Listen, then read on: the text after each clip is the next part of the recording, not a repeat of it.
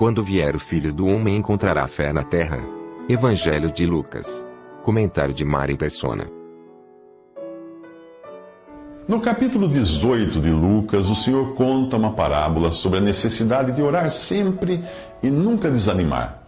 Mas ainda no contexto do assunto do capítulo anterior, que era sua vinda para reinar na terra. Ele diz: em certa cidade havia um juiz que não temia a Deus, nem se importava com os homens. E havia naquela cidade uma viúva que se dirigia continuamente a ele, suplicando-lhe: faze-me justiça contra o meu adversário.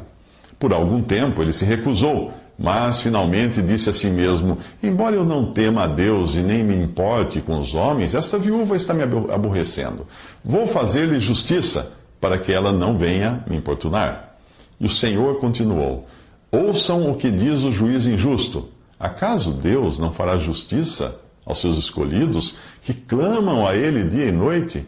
Continuará fazendo-os esperar? Eu lhes digo, Ele lhes fará justiça e depressa.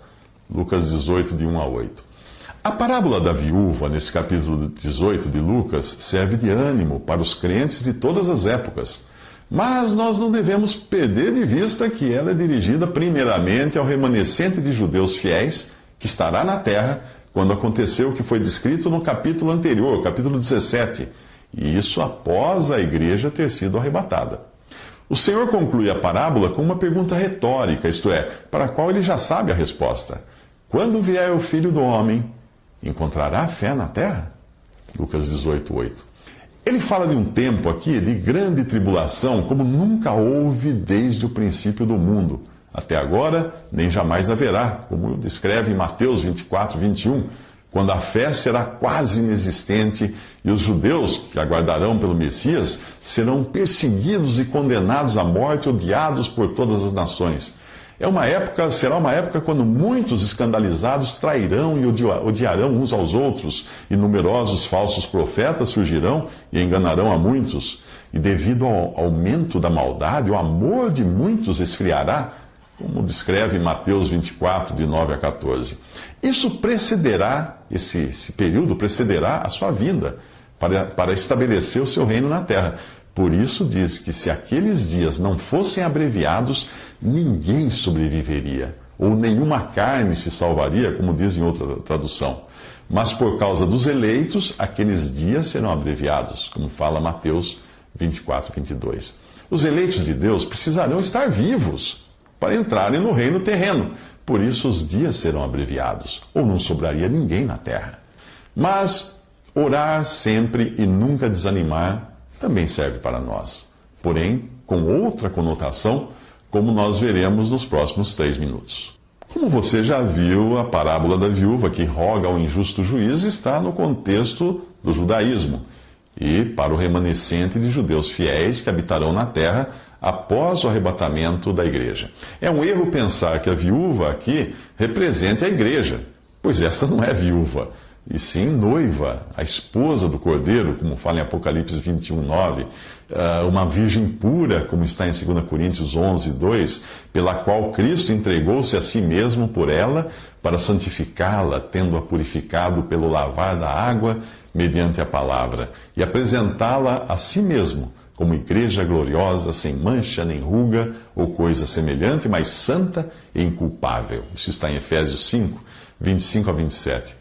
Porém, de Jerusalém, o profeta diz assim: como se parece com uma viúva, a que antes era grandiosa entre as nações. Lamentações, capítulo 1, versículo 1. Outro detalhe é que a viúva da parábola não roga pelo pão diário ou por outra necessidade, mas ela roga por vingança. Ela diz: faze-me justiça contra o meu adversário. Lucas 18, 3. Esse tipo de oração fazia sentido para Israel, que tinha inimigos de carne e ossos contra os quais lutar, mas não para a igreja, cuja luta não é contra pessoas, mas contra as forças espirituais do mal nas regiões celestiais. Efésios 6,12. Esse detalhe passa despercebido para a maioria dos cristãos que acreditam que as promessas feitas a Israel se apliquem à igreja. Por isso você encontra tantos hinos evangélicos falando de maldição, vingança e vitória sobre os adversários. Alguém poderia alegar que tudo isso é encontrado nos Salmos, mas este é o ponto. Os Salmos não são hinos cristãos. Se você discorda, tente cantar algo com estes versos tirados dos Salmos. Certamente Deus esmagará a cabeça dos meus inimigos, o crânio cabeludo dos que persistem em seus pecados, para que eu encharque os pés no sangue dos inimigos, sangue do qual a língua dos cães terá sua porção. Puseste os meus inimigos em fuga, e exterminei os que me odiavam. Fiquem órfãos os seus filhos e a sua esposa viúva. Vivam os seus filhos vagando como mendigos. Feliz aquele que pegar os seus filhos e os despedaçar contra a rocha. Isso está no Salmo 68, no Salmo 18, no Salmo 109 e no Salmo 137. Todavia, na doutrina dos apóstolos, nós aprendemos a interceder pelos que nos fazem mal. Abençoem aqueles que os perseguem, abençoem e não os amaldiçoem. Se o seu inimigo tiver fome, dê-lhe de comer. Se tiver sede, dê-lhe de beber. Não se deixem vencer pelo mal, mas vençam o mal com o bem.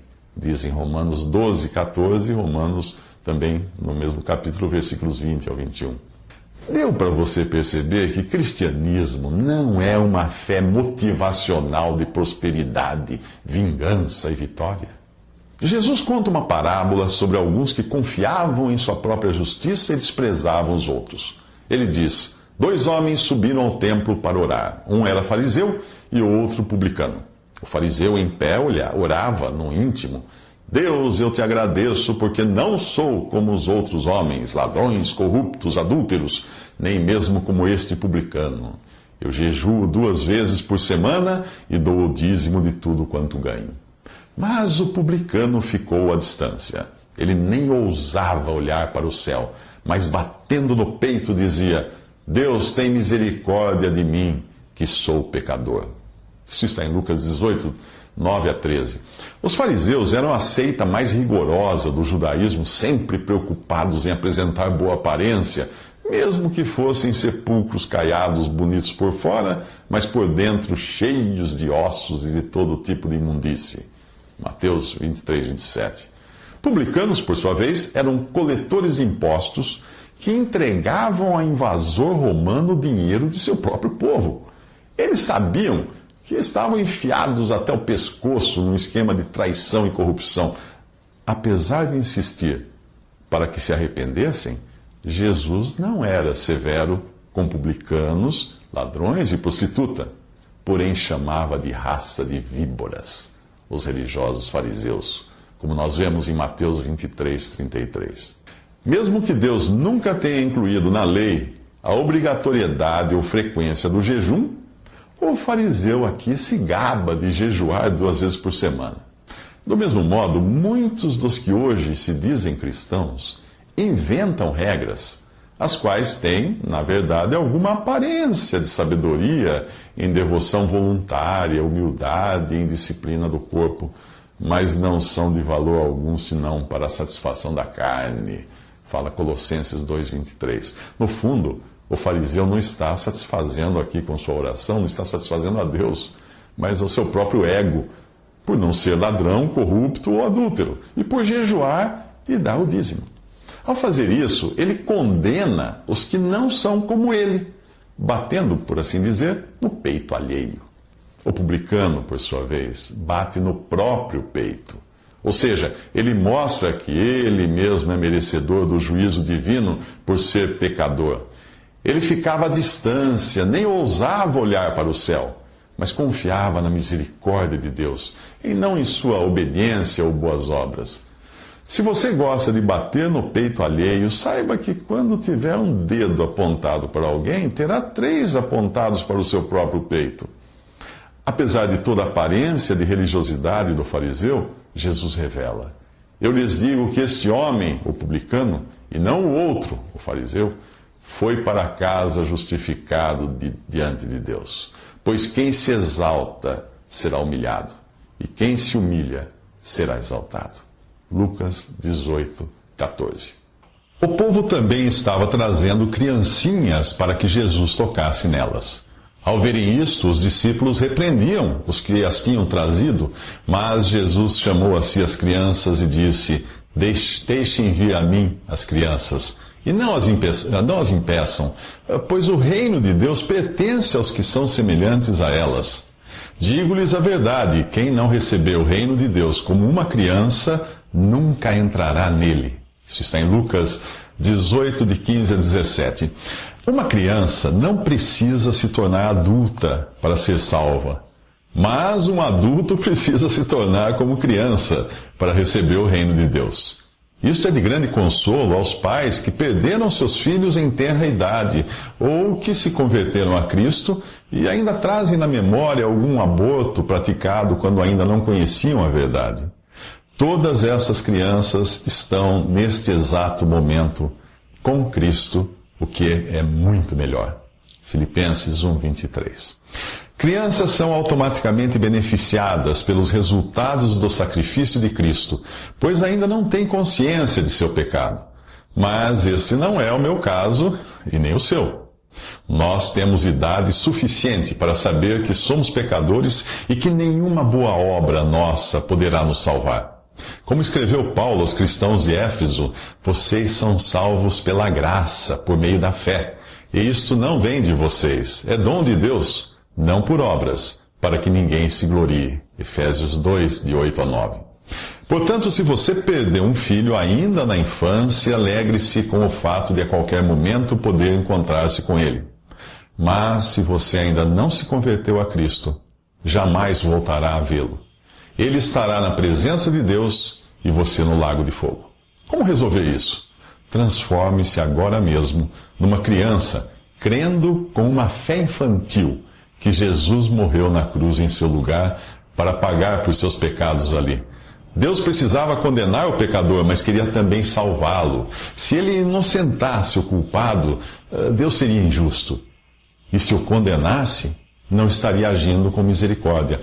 Ao entregar o seu próprio filho para substituir o pecador na condenação, Deus foi justo e misericordioso. Por graça, ele deu ao pecador a salvação que ele não merecia, e por misericórdia o livrou da condenação que ele merecia.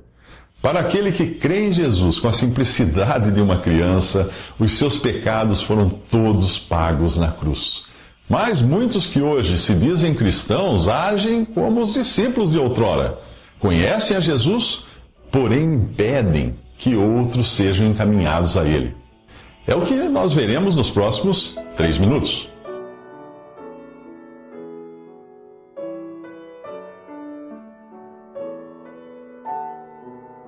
Visite Respondi.com.br. Visite também 3minutos.net.